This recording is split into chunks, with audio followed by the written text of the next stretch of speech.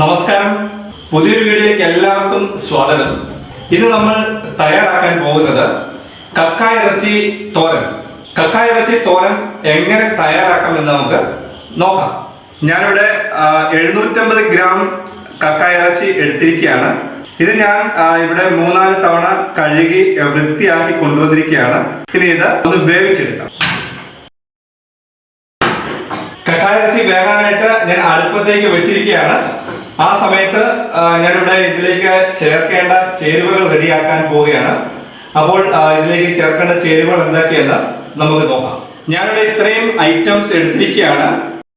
3 സവോള, ഇത്രയും വെളുത്തുള്ളി, ഒരു ചെറിയ പീസ് ഇഞ്ചി, 2 ചെറിയ പച്ചമുളക്.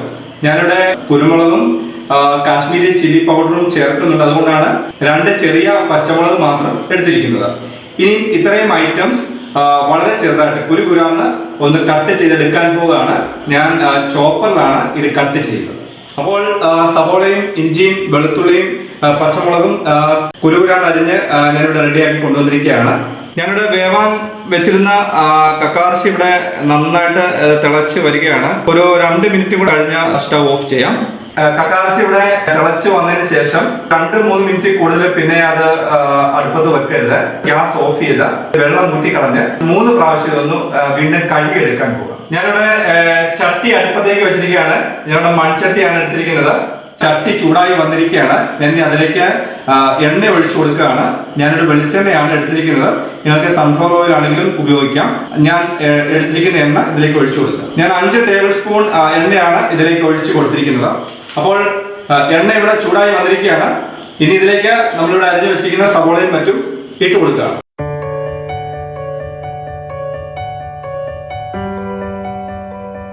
ചൂടായി വന്ന എണ്ണയിലേക്ക് ഞാൻ സവോളയും മറ്റും ഇട്ടിരിക്കുകയാണ്. ഇനി അതിലേക്ക് അല്പം കറിവേപ്പില ഇട്ട് കൊടുക്കുകയാണ്. ഇനി ഇത് ഇളക്കി കൊടുത്ത് വഴറ്റിയെടുക്കുകയാണ്. ഇനി അതിലേക്ക് ആവശ്യത്തിനുള്ള ഉപ്പ് ഞാൻ ഇട്ട് കൊടുക്കുകയാണ്. ഇത് നമ്മൾ ഒരുപാട് സമയം ഇട്ട് വഴറ്റേണ്ട ആവശ്യമില്ല. ഒരു 2 മിനിറ്റ് സമയം മാത്രം അടുപ്പത്ത് വെച്ച് ഇത് വഴറ്റിയാൽ മതിയാവും.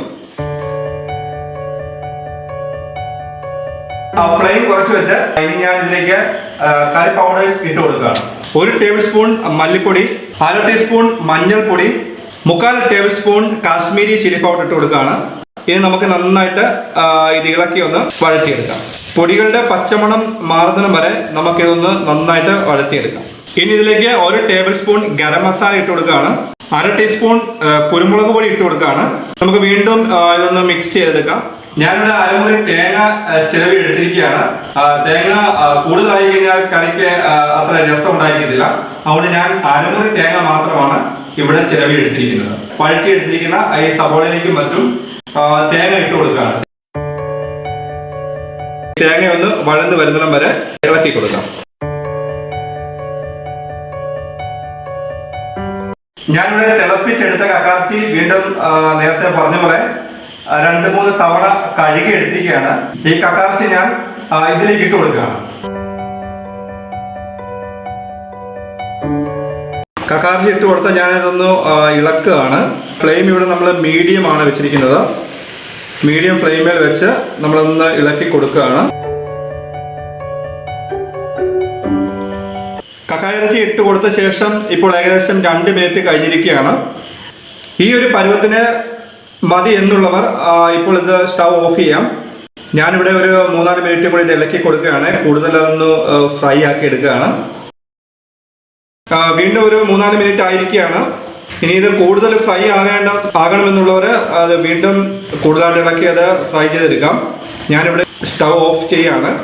നമ്മുടെ കക്കായിറച്ചി തോരൻ ഇവിടെ റെഡിയായി വന്നിരിക്കുകയാണ്. നല്ല അടിപൊളിയായിട്ട് ഇവിടെ കക്കായിറച്ചി തോരൻ റെഡിയായി വന്നിരിക്കുകയാണ്. തനി നാടൻ സ്റ്റൈലിൽ ഉള്ള കക്കായിറച്ചി തോരനാണ് ഞാനിവിടെ ഉണ്ടാക്കിയിരിക്കുന്നത്.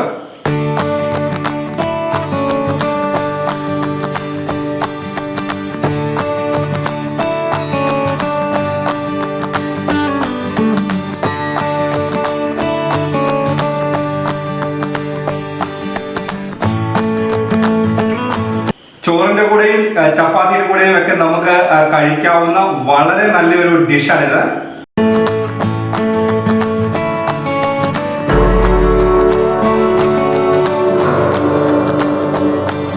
നല്ല ടേസ്റ്റാണ്.